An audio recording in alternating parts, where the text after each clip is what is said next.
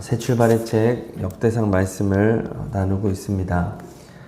다윗은 역대상 13장에서 언약궤를 옮기려는 시도에 실패했습니다. 오늘은 그것에 이어지는 말씀이고요. 14장 내용은 정확하게 13장 다음에 일어난 시간 순서로 기록한 것이 아니라 이제 언약궤를 옮기려고 하는 그런 선한 의도를 가진 다윗에게 하나님께서 이제 두로왕 히람을 통해서 궁전도 짓게 해주시고 블레셋과의 전쟁에서도 2번이나 완전한 승리를 주셨다. 이런 맥락에서 이제 14장 내용이 삽입이 된 것입니다. 자, 그렇게 이제 다윗의 명성이 온 세상으로 퍼지게 된 이유는 다윗이 언약궤를 옮기려고 하는 선한 의도를 가졌기 때문이다. 이런 의도를 가지고 있는 겁니다. 이제 언약궤가 지금 3개월 동안 오벳에돔의 집에 머물러 있고, 이제 다윗이 오늘 15장에서는 이제 다시 용기를 얻어서 언약궤를 예루살렘으로 옮기는 모습을 보여줍니다. 자, 이번에는 아주 철저하게 준비를 합니다. 먼저 1절을 읽겠습니다. 다윗이 다윗성에서 자기를 위하여 궁전을 세우고 또 하나님의 궤를 둘 곳을 마련하고 그것을 위하여 장막을 치고. 네. 이제 이번에 다윗은 하나님의 궤를 둘 곳을 미리 마련해 두었다 말합니다. 13장에서는 언약궤를 가져오는 것에만 급급했지, 이 언약궤를 막상 예루살렘에 가져왔을 때 이제 안치할 장소를 준비하지 않았어요. 자, 그리고 지금 이곳을 1절 후반부에 장막을 치고 라고 말을 하는데, 이 장막이 이제 성막을 뜻하는 겁니다. 다윗은 아마도 율법을 찾아서 성막의 양식을 어느 정도 준수하여 이 이제 언약궤를 둘 곳을 이제 준비해 뒀을 것이다. 이렇게 볼 수 있습니다. 자, 둘째로 다윗은 이번에는 꼭 레위인들이 언약궤를 메어야 한다. 이렇게 말을 합니다. 2절을 읽겠습니다. 다윗이 이르되 레위 사람 외에는 하나님의 궤를 맬 수 없나니 이는 여호와께서 그들을 택하사 여호와의 궤를 메고 영원히 그를 섬기게 하였음이라 하고. 네, 꼭 레위 사람이 메야 된다. 정확히 말하면 레위 사람의 고핫 자손이 메야 된다는 것을 알았죠. 13절에도 보면은 전에는 너희가 매지 아니하였으므로 우리 하나님 여호와께서 우리를 찢으셨으니, 정확하게 이제 이유를 찾은 거죠. 지난번에는 새 수레를 만들어서 이제 레위 사람이 아니라 그 수레로 이동을 시켰고, 그리고 레위 사람이 아닌 아비나답의 2 아들이 이 수레를 몰게 하였죠. 그리고 당일날 레위 사람들은 그저 당일 행사에 초대될 뿐이었습니다. 그러나 다윗은 이제 자신의 잘못을 분명하게 알게 된 거죠. 그 과정을 설명하고 있지는 않습니다. 하지만 분명한 것은 이제 율법을 통해서 알았다는 거죠. 옆에서 누가 조언을 해줬든 자기가 찾았든 율법을 세심하게 연구를 해서 무엇을 잘못했는지를 깨달은 거예요. 그게 뭐냐면 레위인이 얼마나 중요한지를 이제 찾게 된 겁니다. 아, 레위인이 해야 되는구나.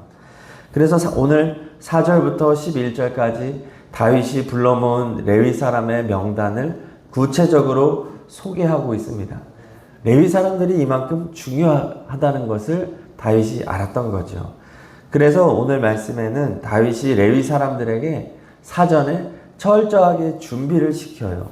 고핫 자손들에게는 언약궤를 메어 옮기게 하고, 또 헤만, 아삽 이렇게 그런 후손들에게는 찬양의 사역을 맡깁니다.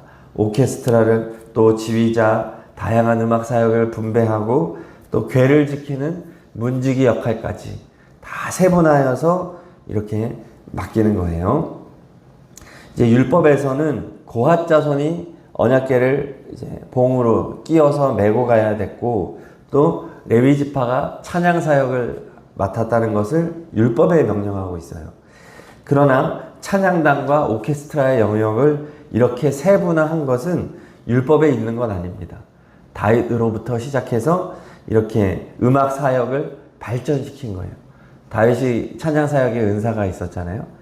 이 은사를 잘 활용해서 이 부분은 율법에 아주 세세하게 이렇게 기록되어 있지 않지만 다윗이 창조적으로 이 음악 파트를 이렇게 확장시키고 발전시켰다고 볼 수 있습니다. 결국 다윗은 자신이 꼭 지켜야 하는 것이 무엇인지, 그리고 창조적으로 그 발전시킬 수 있는 사역이 무엇인지를 이제 정확하게 구분한 겁니다. 지난번에는 이 구분을 못했던 거예요. 그래서 지켜야 할 율법을 놓쳤던 거죠. 오늘날도 마찬가지입니다. 시대가 얼마나 빠르게 변해가는지 몰라요. 그리고 이제 세대 간의 갈등도 심합니다. 저희 청년들도 직장인들과 대학생들의 세대 차이가 심해요. 네, 이게 얼마나 빨리 흘러가는지. 그러나 이 대학생들과 지금 중고등학생들, 초등학생들하고는 또 다른 거예요. 이렇게 급변하는 세상 속에서 교회는 이제 구분을 해야 돼요. 우리가 말씀대로 붙잡고 가야 할 사역이 무엇인지, 그리고 우리가 창조적으로 확대시키거나 변형시킬 수 있는 게 무엇인지를 구별하는 그런 지혜가 우리에게 필요합니다.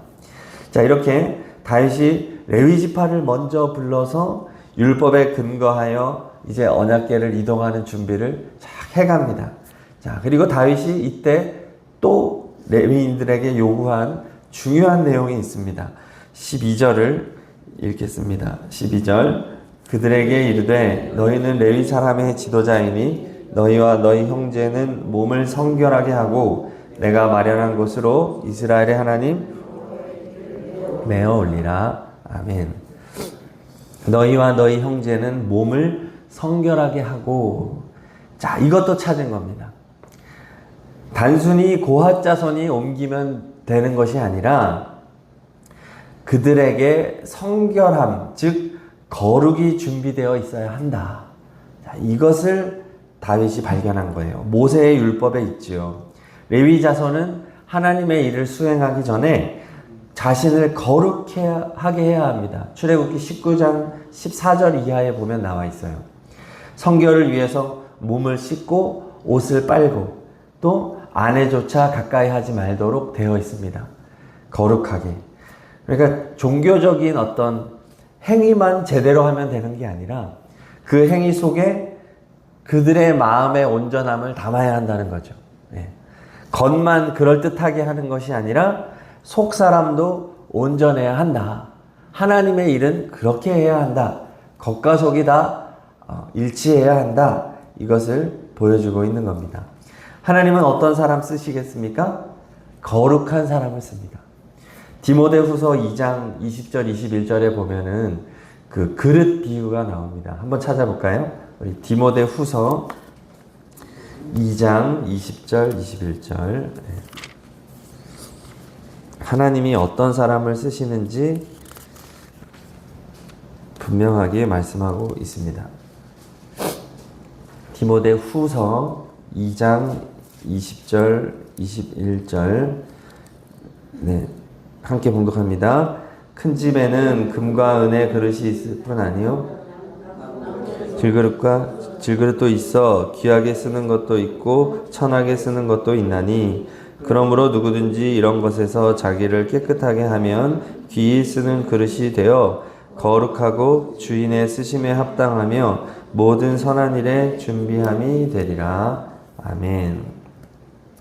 자, 이제 사람을 그릇에 비유하잖아요. 성경에서. 금그릇도 있고 은그릇도 있고 나무그릇, 질그릇도 있는데 어떤 그릇을 쓴다고 말합니까? 깨끗한 그릇을 쓴다는 거예요. 예. 그러니까 금그릇을 쓴다. 사람은 그렇게 말하죠. 사람은 금, 은 좋아하는데 하나님은 금, 재질의 문제가 아니라는 거예요. 깨끗한 그릇을 쓴다는 거죠. 그러니까 거룩, 성결, 깨끗함 다 같은 의미죠. 하나님의 기준이 그렇다는 겁니다. 사람이 보는 것과 하나님 보는 건 다르죠.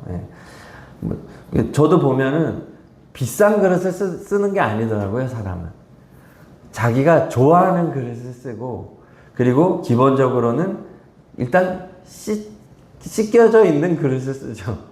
싱크대에 이렇게 덮여있는 것을 굳이 씻어서 이렇게 급하게 쓰지 않아요. 이렇게 옆에 다 씻겨 있는 것을, 깨끗한 것을 쓰죠.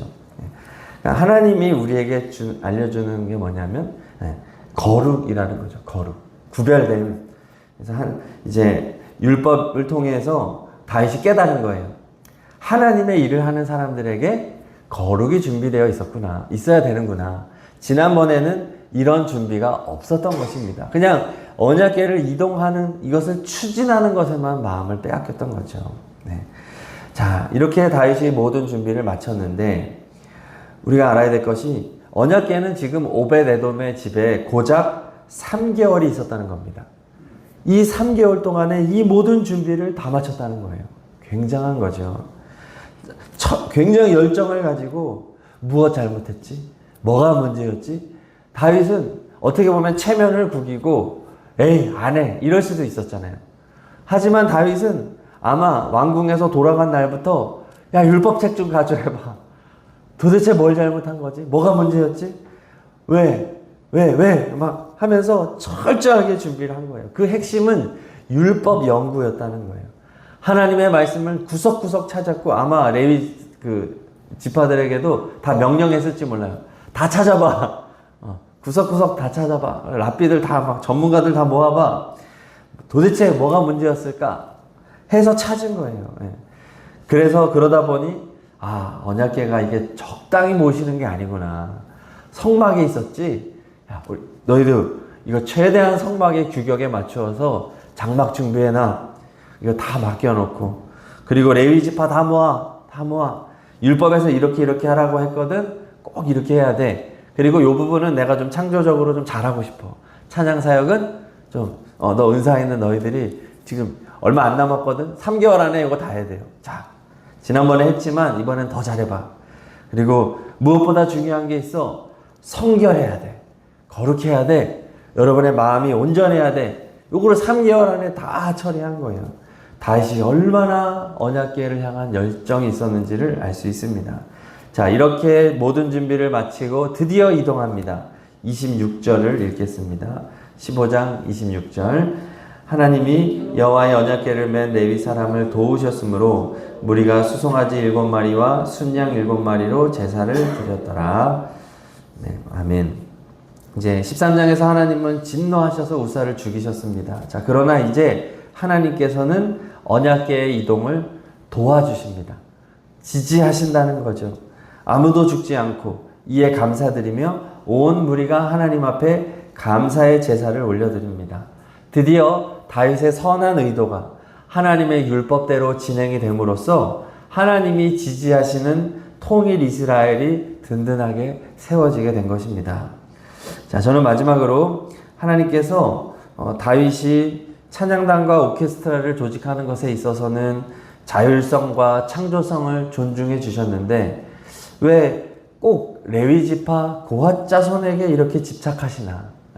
왜 이것은 무조건 지키게 하셨나? 자, 그리고 지금 읽은 26절에도 하나님이 레위 사람들을 다 도와주시면 좋은데 하나님이 여호와의 언약궤를 맨 레위 사람을 도우셨다 말합니다. 왜 유달리 이렇게 언약궤를 맨 레위 사람, 즉 고핫 자손의 하나님이 굉장히 집착하시는 걸 우리가 볼 수 있는 거예요. 이것을 좀 생각해 보고 마치려고 합니다. 자, 고핫은요, 레위 지파, 야곱의 아들 레위의 자손이죠. 둘째 아들입니다. 레위의 둘째 아들이고 고핫의 아들이 아므람이고 아므람의 아들이 모세입니다. 그러니까 고핫은 모세의 할아버지예요. 그러니까 하나님께서 모세를 택하여 그에게 십계명을 주셔서 백성들에게 전달을 시켰던 것처럼 하나님께서는 꼭 고핫 자손을 통해서만 언약궤가 옮겨지도록 정하셨다는 거예요. 다른 사람은 안 된다는 거예요. 뭐냐면 하나님의 말씀을 옮기는 자는 꼭 택함 받은 자를 통해서만 전달되어야 된다. 하나님으로부터 이 사명을 맡은 자들만 전해져야 된다. 궁극적으로 하나님께서 예정하시고 선택하신 메시아를 통해서만 하나님의 말씀이 전해져야 된다. 언약궤가 하나님의 말씀이잖아요. 하나님의 말씀이 하나님이 정하신 그리스도를 통해서만 전해져야 한다. 이런 의미를 가진 겁니다. 예수님이 이 땅에 오신 목적이 뭔가요? 많은 여러 목적이 있지만 또 십자가에서 우리의 죄를 대속해 주시는 목적도 있지만 굉장히 중요한 목적은 뭐냐면 하나님의 말씀을 우리에게 옮기는 역할이었습니다. 말씀이신 예수님께서 이 세상에 임재하신 거예요. 그 성육신이죠. 하나님의 말씀을 전파하는 것이 예수님에게 있어서 굉장히 중요한 사역이었습니다. 그 말씀을 우리에게로 옮기는 역할, 그것은 오직 누가 해야 된다는 거예요? 그리스도, 메시아, 예수 그리스도가 하셔야 된다는 거예요. 그렇습니다. 예수님이 진정한 고핫 자손인 거예요. 그래서 하나님께서 고핫 자손을 도왔다. 고핫 자손만이 옮겨야 된다. 고핫 자손이 옮기지 않는 것은 진노해서 죽여버립니다. 이것은 하나님은 오직 예수 그리스도만을 이 역할로 세우셨고 예수 그리스도를 도우신다고 하는 것을 보여주는 거죠. 결국 우사에게 분노하셔서 죽이신 이유는 우사가 예수 그리스도의 자리를 탐냈다라고 하나님이 보신 거예요. 아들의 자리를 탐내는 것은 하나님 절대 용서하지 않습니다. 그래서 가장 악한 것이 예수 그리스도인 척하는 거죠. 적그리스도, 거짓 선지자, 예수님이 척하는 교주들, 하나님 제일 분노하는 대상인 거예요. 자, 정리를 하자면 언약궤는 오직 고핫 자손을 통해서만 옮겨져서 그렇게 안치되어야 하는데 그렇게 되었을 때 비로소 예루살렘이 하나님의 성전이 되어지는 겁니다. 마찬가지로 하나님의 말씀은 오직 예수 그리스도를 통하여서 우리의 마음밭에 옮겨져야 합니다. 그렇게 예수님께서 우리 마음에 하나님의 말씀을 가져다 놓으셨을 때 우리의 마음이 비로소 거룩한 성전이 되는 것입니다. 이것은 그리스도에게 맡겨진 사명이고 주님이 하시는 일이라고 하는 것이죠. 그렇습니다. 우리가 아까 말씀드릴 때 그대로 순종해야 할 영역이 있고 또 자유롭게 창조적으로 발전시킬 수 있는 사역이 있다고 말씀드렸는데 우리가 예배의 어떤 형식적인 부분이나 이런 부분에 있어서는 유연할 수 있어요. 그러나 무엇과도 타협하지 말아야 할 것이 있는데 바로 예배를 이끌어 가시는 분, 예배의 주권자, 우리들의 성도들의 심령에 하나님의 말씀을 가져다 놓으시는 이 분은 오직 예수 그리스도가 되어야 한다. 이거만큼은 절대로 타협하지 말아야 한다는 거예요. 그러니까 예배를 통해서 또 속회를 통해서 모임을 통해서 절대적으로 이 사역은 주님의 사역으로 우리가 남겨두어야 한다는 것이죠. 주님에게. 그런데 우리가 예배를 드릴 때 사람이 드러나거나 목회자가 드러나거나 어떤 사람의 공로를 드러낸다면 그것은 하나님이 용서하지 않는다는 거예요. 마치 사람의 능력으로 말미암아 이런 것들이 이루어진다고 하는 것은 큰 잘못이다.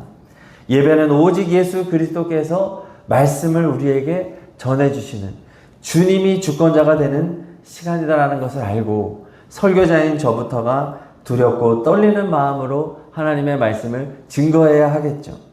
오직 하나님만이 영광 받으시는 예배, 하나님만이 말씀하시는 예배가 되어야 된다는 것입니다. 회중도 마찬가지예요. 회중도 하나님에게 집중하고 예수 그리스도에게 집중해야 한다. 그리고 오늘 레위 사람들을 준비시킨 것처럼 거룩함을 준비하는 우리가 되어야 된다. 그래서 교회에 나오기 전에 우리의 마음을 항상 돌아보아야 되는 것이죠. 하나님 앞에 내가 회개해야 될 부분들에 있어서 하나님 앞에 온전히 회개하고 또 이런 내 마음을 온전하게 준비시키는 일을 위해서 우리는 늘 이렇게 집중하고 이렇게 준비되어야 된다. 이것을 말해주는 겁니다. 핵심은 오직 예수인 것이죠. 오늘 기도할 때 진정한 고핫 자손이신 예수님을 굳게 붙잡고 예수님을 의지하고 거룩함으로 준비되는 우리의 삶이 되기를 위하여서 우리 함께 기도하시기 바랍니다.